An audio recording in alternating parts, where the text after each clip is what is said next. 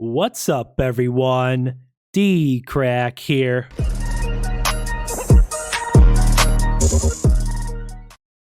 Hey, what's up, guys? So I'm coming back at you with some more Mr. Nightmare. This is his newest video, 3 True Scary Field Trip Horror Stories, Volume 3. I know a lot of you guys like the Mr. Nightmare scary reactions, so I hope you guys enjoy this video. Like always, guys, I'll have a link to the original video down below, like always. Let's check out this new Mr. Nightmare video, 3 True Scary Field Trip Horror Stories, Volume 3. All right, here we go.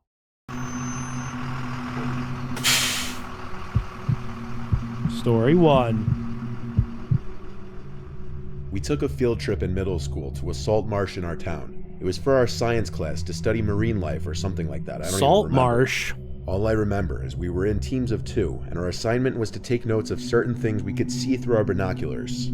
I was paired with my best friend Jordan. He and I were lagging behind the group because we wanted to sneak off and do our own thing. So when our teacher, Miss Stern, and the 2 other teachers on the trip with us were far enough away, we turned around on the path and went a different way. The whole salt marsh was just a large maze of wooden walkways built over the swampy waters. The trip was so mind-numbingly boring to us at our young age that we couldn't stand the assignment anymore. We went off to explore down. Guys, I remember in school, that was the worst thing.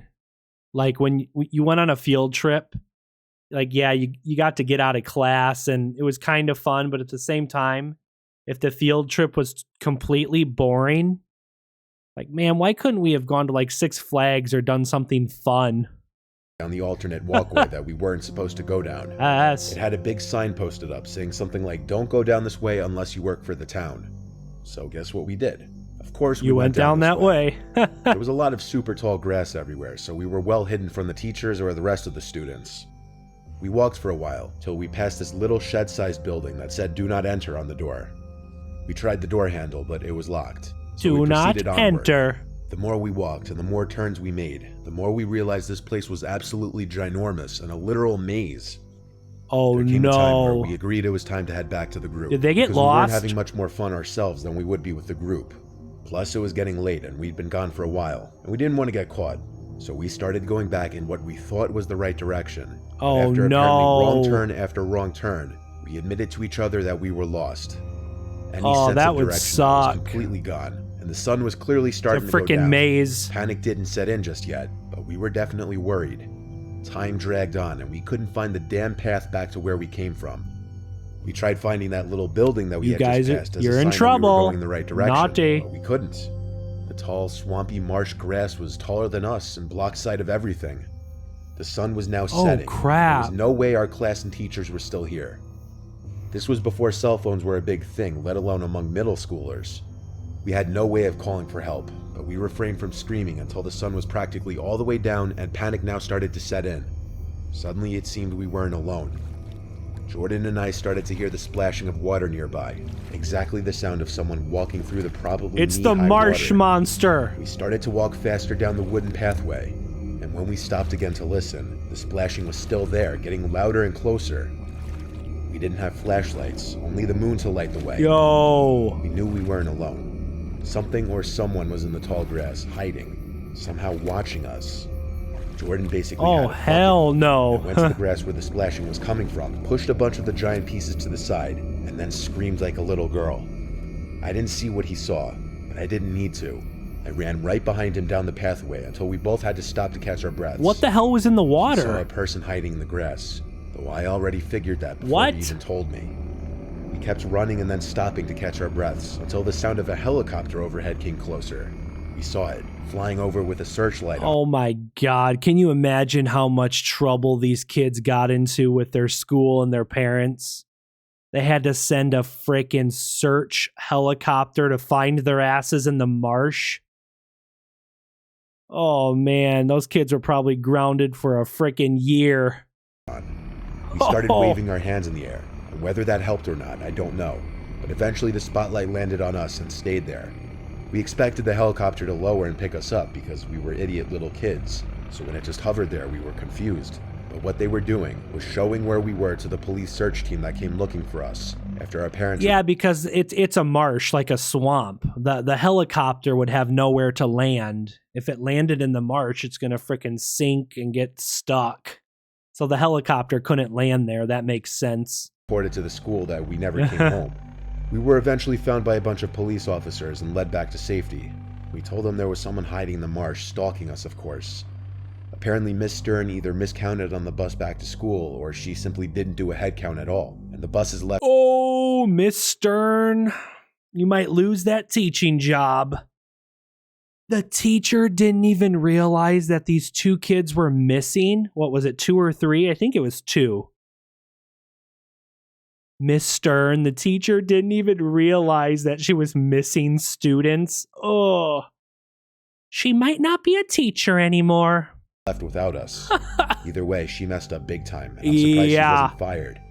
This was easily hands She down wasn't the scariest fired? night of Oh my life. God. And it happened when I was so young. It's ridiculous. Story 2 by Tommy S.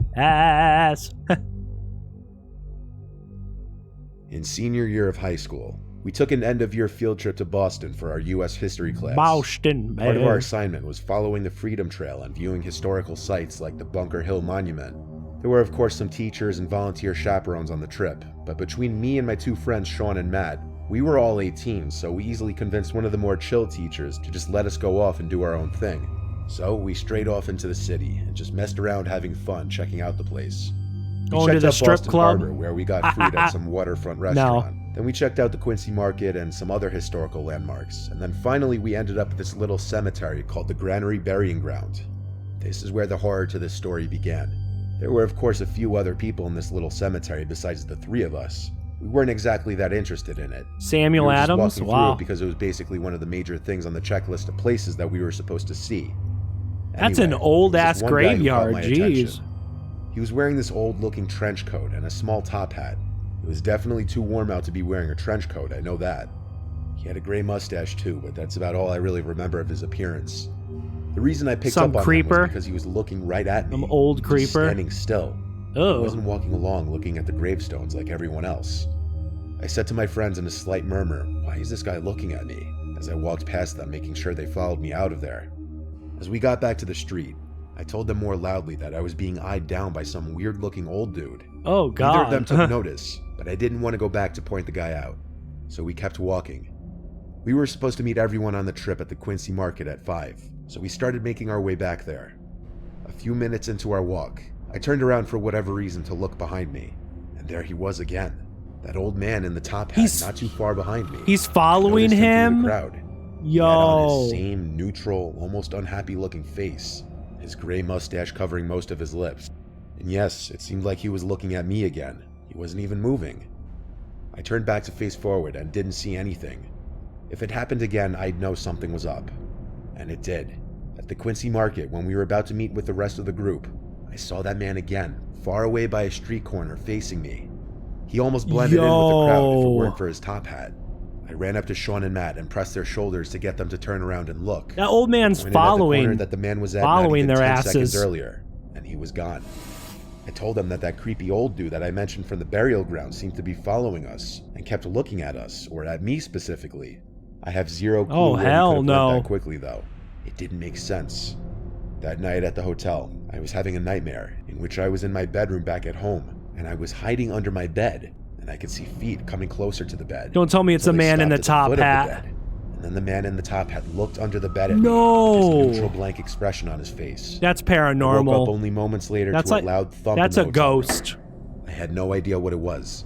I woke up Matt and Sean and the third guy who was in our hotel room, asking if any of them heard that. No one did but me. I still have no clue what that sound was. Years later, I was going through old photo albums with my grandparents around Christmas time, and I stopped on one page where there was a very familiar looking man in one of them. He was wearing a very similar, if not the exact same type of top hat as the man in Boston all those years ago. He also had the same gray mustache and neutral expression on his face. What the I hell? asked my grandparents who it was, and they told me he was my grandma's father. Now, I'm not saying I saw my grandma's dead dad that day in Boston, What? but the resemblance was so uncanny that I'm almost positive my mind was playing tricks on me. That whole series of events still freaks me out to this day. Yo, that's crazy. Story 3 by Francis Eschler. I totally butchered that, but... This takes place back in November of 2013. I was in the 9th grade, and I went on a field trip with my Boy Scout troop to Alcatraz Island. Oh, that'd be a fun field trip. Alcatraz Island is a famous prison in the middle of the San Francisco Bay. That'd be fun. We had the opportunity to sleep on the island in the prison cells. But Alcatraz is extremely haunted and paranormal. I think Ghost Adventures and a couple other, ghost paranormal groups have done investigations at Alcatraz. I'm pretty sure. A few of my friends from the troop and I had elected to go, seeing as this was a once-in-a-lifetime opportunity. We arrived on a ferry around 2 p.m. or so. Our tour guide was telling us about the history of the island and how there were a couple of men who once managed to escape and tried to swim away, but they were never found. The common belief is that they drowned, which is very likely because not only is it a far swim, but San Francisco is very windy and the water from the bay is super cold, so hypothermia is also a likely cause of death. As the tour went along, my friends and I were joking around about how this place was haunted. To make things even more thrilling, our tour guide decided to wait until midnight to take us to the execution area in the hospital. My friends Ash, Steve, and I kept trying to scare each other every opportunity we got, like I hid behind one of the dark corners and popped out when Steve was approaching. Eventually, we made our way to the execution room. Ash and I immediately picked up on how bad it smelled, but nobody else could smell anything, and the guide had said that the execution room hadn't been used in at least 100 years.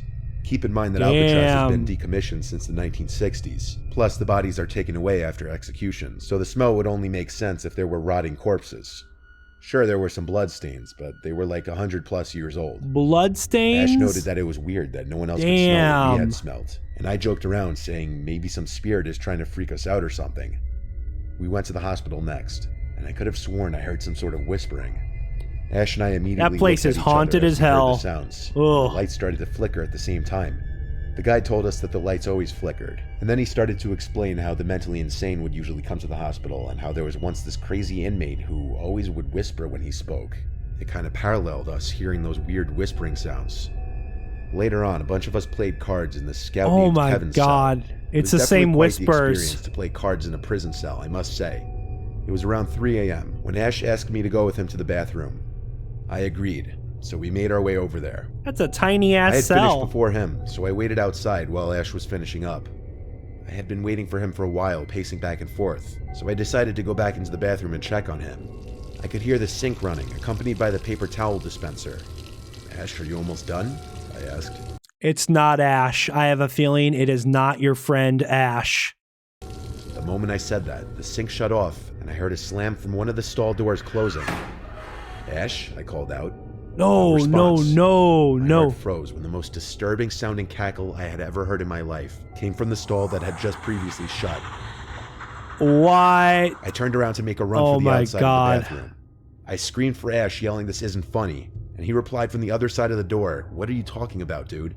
He opened the door, but I didn't stay inside of there. I went back outside and told him what just happened. His jaw dropped, and he had the most worried look in his eyes.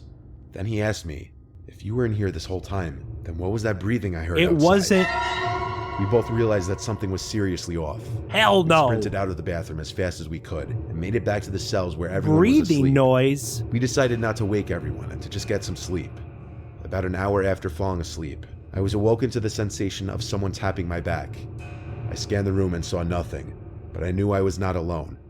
With the slightest bit of vision in the dark, I saw something black in the corner of the cell. I let out a blood-curdling scream. My scoutmaster came over and asked me what the problem was. It's a freaking shadow figure. I didn't even know what to say. Needless to say, Alcatraz has a long history, and what my friend and I had experienced Damn right was about that. Paranormal. I told you freaking Alcatraz is haunted as hell. I told you guys. Oh my god. Well, as always, Mr. Nightmare delivers with another great video. 3 True Scary Field Trip Horror Stories Volume 3. I hope you guys enjoyed this reaction. If you did, please make sure and smash the like button. Subscribe to my channel if you're new. Leave a comment down below. Thanks for watching, guys, and I'll see you next time. Peace.